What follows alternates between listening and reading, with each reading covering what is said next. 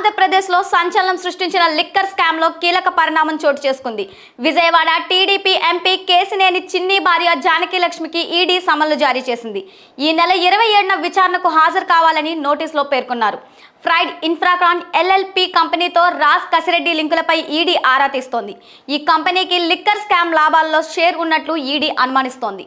గతంలోనూ జానకీలక్ష్మికి ఈడీ సమన్లు జారీ చేయగా తాజాగా మరొకసారి నోటీసులు జారీ చేసింది. అధికారిక పార్టీ ఎంపీ భార్యకు లిక్కర్ స్కామ్లో ఈడీ సమన్లు జారీ చేయడం చర్చనీయాంశంగా మారింది. ఏపీ లిక్కర్ స్కామ్లో తన భార్యకు నోటీసు రాలేదని కేశినేని చిన్ని తెలిపారు.